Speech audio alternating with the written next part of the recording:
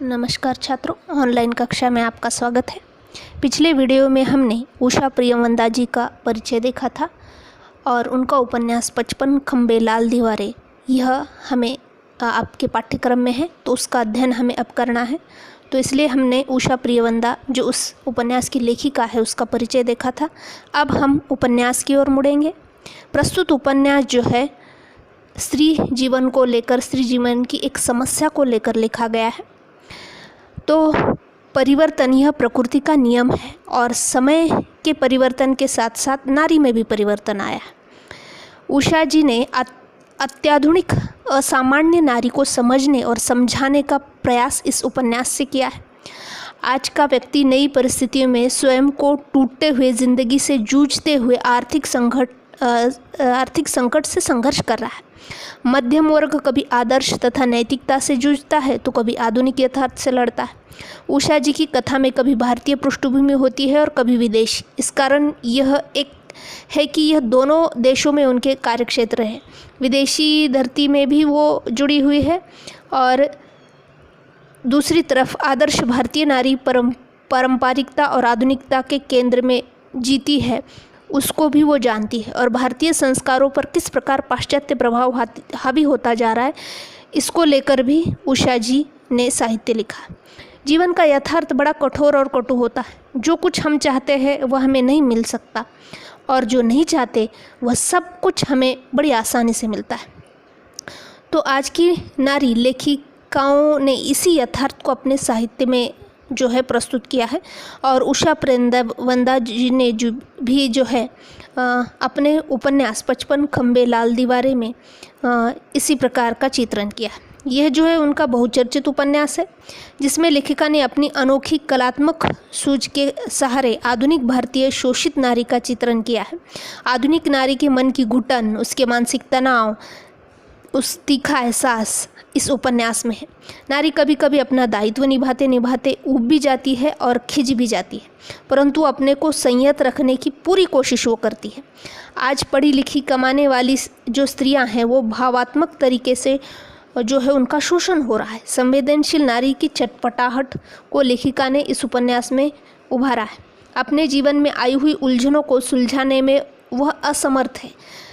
इस उपन्यास की नायिका सुषमा एक लड़कियों के हॉस्टल में रहती है, वहाँ की वो वार्डन है और वो अपने जीवन की आई हुई उलझनों को सुलझाने में असमर्थ है। ये खंबे जो उस हॉस्टल के जो खंबे और दीवारें हैं वही सुषमा के जीवन का एक रस, जीवनचर्या और उसकी सीमाएं हैं। यह रहकर उसे अनेक तीखे एहसास होते हैं, लेकिन फिर भी वो मुक्त नहीं हो पाती, शायद होना ही नहीं चाहती। और प्रस्तुत उपन्यास आत्मनिर्भर आधुनिक भारतीय नारी की इसी छटपटाहट को चित्रित करता है। उपन्यास का आरंभ नायिका सुषमा के स्मृतियों से होता है। वो अपने अतीत को याद करती है। उसने जो भोगा हुआ दुख है अतीत में, अब वह उस स्थान पर आ पहुंची है कि पीछे मुड़कर देखने की आशा खोखली नज़र आती है। सुषमा अपने कॉलेज के अनेक कामों में उलझ जाती है। अनायास ही उसे अपना नाम बहुत मीठा और संगीतमय लगता है। गत वर्ष और इस वर्ष के फ़र्क को महसूस करते हुए उसे लग रहा है कि वह सब कुछ बन गई है।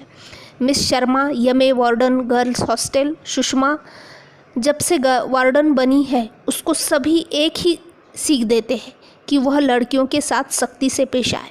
अनायास सुषमा को मौसी की याद आ जाती है। उसे मौसी को पत्र लिखा था, जिसके उत्तर में मौसी ने लिखा था कि उसने अपनी सहेली कौशल्या जी के एक रिश्तेदार के साथ साड़ियाँ भेजी है जो दिल्ली आ रहा था। उसे कृष्णा मौसी की वह बात याद आती है, जिसे सुनकर सुषमा और उसकी अम्मा दोनों चुप रह जाते हैं। सुषमा से कृष्णा मौसी विवाह करने को कहते हुए साफ साफ कहती है, कुछ अपने बारे में भी सोचा सुषमा? यह भाई बहन किसी के नहीं होते, सब अपने अपने घर के होंगे। आज की दुनिया में कौन किसका होता है? मौसी की यह बात सुषमा को सच नहीं लगती है, पर उसके ऊपर अपने घर की जिम्मेदारी है। जिसे उसे न चाहकर भी निभाना है। वह अपने घर की दशा से अवगत करते हुए बताती है, इन सब को मदद की ज़रूरत है मौसी। पिताजी को पेंशन मिलती ही कितनी है, उसमें तो 2 वक्त की दाल रोटी भी न चले। मैं भी अगर न करूं तो किसके आगे हाथ फैलाएंगे। लड़कों को पढ़ाना है, सड़क पर तो आवारा घूमने नहीं दिया जाएगा। सुषमा के माता पिता दोनों उसकी शादी ही नहीं करना चाहते। अगर कोई शादी की बात छेड़ भी देता है तो वे ऐसे मौके पर सारा बोझ सुषमा के ऊपर डालकर जो है उससे बरी हो जाते हैं कि अगर लड़की न माने तो हम क्या कर सकते। पर अम्मा भी जानती थी और सुषमा भी, इसलिए ऐसे मौके पर एक दूसरे की आंखें चुरा जाती है। शादी के बाद चलने पर अम्मा कृष्णा मौसी से कहती है, तुम जानो कृष्णा, सुषमा की शादी तो अब हमारे बस की बात ही रही नहीं। इतना पढ़ लिख गई, अच्छी नौकरी है और अब तो क्या कहने हैं, हॉस्टल में वार्डन भी बनने वाली है। बंगला और चपरासी अलग से मिलेगा। बताओ, इसके जोड़ का लड़का मिलना तो मुश्किल ही है। तुम्हारे जीजा तो कहते हैं कि लड़की सयानी है, जिससे मन मिले उससे कर ले, हम खुशी खुशी शादी में शामिल हो जाएंगे। तो इस तरह से सुषमा के बलबूते पर पूरा घर चल रहा है और उसके माता पिता नहीं चाहते हैं कि सुषमा की शादी हो। तो वही जो है उसके जीवन का बहुत बड़ा दुख है। बेटी की आय को साधन मानकर माँ बाप अपनी सारी जिम्मेदारियों का बोझ उस पर डाल देते हैं। सुषमा अपने मन को लाख समझाए पर उसके जीवन की गहराई में खालीपन तो ज़रूर है। सुषमा की अम्मा ने पहले तो न चाहा कि लड़की बाहर जाकर नौकरी करे, लेकिन घर की हालत को देखते हुए वह अब खुश थी। सुषमा पहले से ही अपने छोटी भाई बहनों का बहुत ध्यान रखती थी। अम्मा ने मन को समझा लिया था कि वह नौकरी भले ही करे पर वह सुखी है। सुषमा चाहती थी कि अम्मा उसके जीवन में आ गए बिखराव को कुछ तो समझने की कोशिश करे। सुषमा अपने ऑफिस में सुबह की डाक देख रही थी, तभी चपरासी ने आकर बताया कि कोई उनसे मिलने आया है।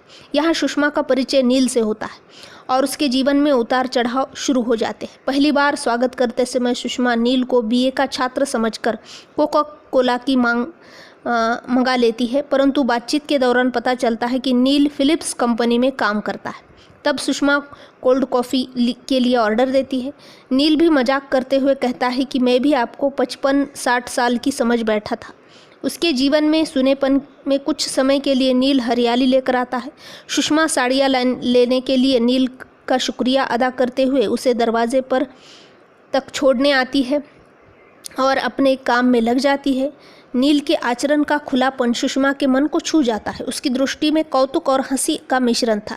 एक दिन नील सुषमा को अचानक बाजार में मिल जाता है। दोनों रेस्टोरेंट में चाय पीने जाते हैं। सुषमा को देखकर नील को लगता है जैसे कोई बड़ी निधि उसको मिल गई। वो चाहता है, मैं यही सोच रहा था, कल ही तो आपके पास गया था, आज भी मिलने की चाह तो थी पर कैसे आऊँ। अच्छा हुआ आप मिल गई। कुछ मुलाकातों के बाद सुषमा को लगता है कि नील सीमाएं लांघने लगा है, पर नील की बात सुनकर उसे भला सा लगता है। वह चाहते हुए भी नाराज़ नहीं हो पाती। सुषमा के मना करने पर भी नील उसे रात के 9:30 बजे कॉलेज छोड़ने आता है। इस समय नील इसे छोड़ने आया भी तो क्या हो गया। यह नील केवल कुछ पल सुषमा के साथ बिताना चाहता है, इसलिए चला आया था। फिर वह तुरंत ही वापस लौट जाता है। सुषमा के रोकने पर भी नहीं रुकता। नील ने सुषमा के बंधे जीवन में ऐसी हिल्लोर पैदा कर दी थी कि उसके परिणाम की आशंका से सुषमा विचलित हो उठती है। परिवार और पद की जिम्मेदारियां और दीवारों से वह ऐसे बन गई है कि अपने बारे में सोचना जैसे भूल गई है। तो नील ही एक ऐसा पात्र है जो इस उपन्यास में सुषमा से जुड़ा हुआ है और जो उसकी भावनाओं की कद्र करता है, उसकी भावनाओं को समझता है। दशहरे की छुट्टियों के कारण कॉलेज बंद हो गया था और हॉस्टल खाली। सुषमा को 3-4 दिन वहां और रुकना पड़ा। आने के एक दिन पहले वह लॉन में बाहर बैठी थी, तभी अचानक नील आ जाता है। बातों में आत्मीयता बढ़ती जाती है और नील सुषमा से कहता है कि आप मुझे अच्छी लगती है, बस इसके अलावा मैं और कुछ नहीं जानता।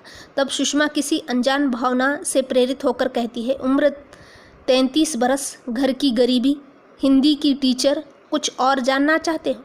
यह कहकर सुषमा रोने लगती है और नील को वहाँ से चले जाने को कह देती है। नील चला भी जाता है पर वह बहुत उदास हो जाती है। नील से मेरा क्या रिश्ता है, यह सोचकर परेशान भी होती है। वह मेरा कौन है। पलंग पर तकिए में मुंह गाढ़कर निश्चल पड़ी रहती है। उसे याद आती है कि जब यमे फाइनल में थी तब उसकी शादी करीब करीब तय हो गई थी। मामा बीच में ही पड़े थे, परंतु पिताजी ही ढील कर गए थे। उन्होंने कहा, निर्मला को देखा कैसी मज़े से रहती है, हमारी सुषमा भी वैसी ही रहेगी। उस समय सुषमा की शादी हो जाने का मतलब था घर की व्यवस्था का गड़बड़ हो जाना। पिताजी को रिटायर होने में 3 साल बाकी थे और भाई बहन छोटे थे। जब सुषमा को नौकरी मिली तब उसे लगा कि उसकी जीवन नौका किसी तूफान से निकलकर एक शांत बंदरगाह पर आ गई है। बचपन में उसने एक स्वप्न संजोया था जिसका केंद्र था नारायण। नारायण की माता ने तो चाहा था कि उसके बेटे का विवाह सुषमा से हो, परंतु पति के आगे न चली।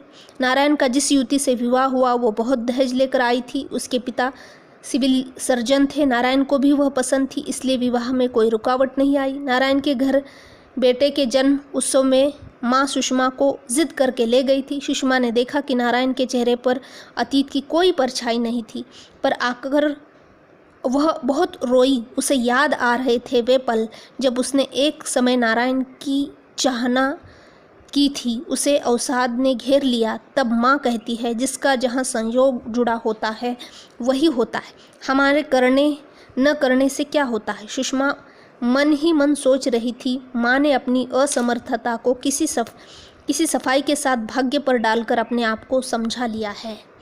तो इस प्रकार से सुषमा की भावनाओं को कोई नहीं समझता है, उसके अकेलेपन को कोई महसूस नहीं करता है। केवल उसकी नौकरी और पैसों के खातिर उसकी शादी नहीं की जाती है। शादी को माता पिता टालते रहते हैं और वो नहीं चाहते हैं, क्योंकि उनको पता है सुषमा की शादी हो जाने के बाद घर चल नहीं पाएगा, क्योंकि उसी की नौकरी के ऊपर घर चल रहा था। छोटे भाई बहनों का सारा खर्चा सुषमा उठा रही थी और इसी कारण सुषमा की शादी नहीं हो पा रही थी।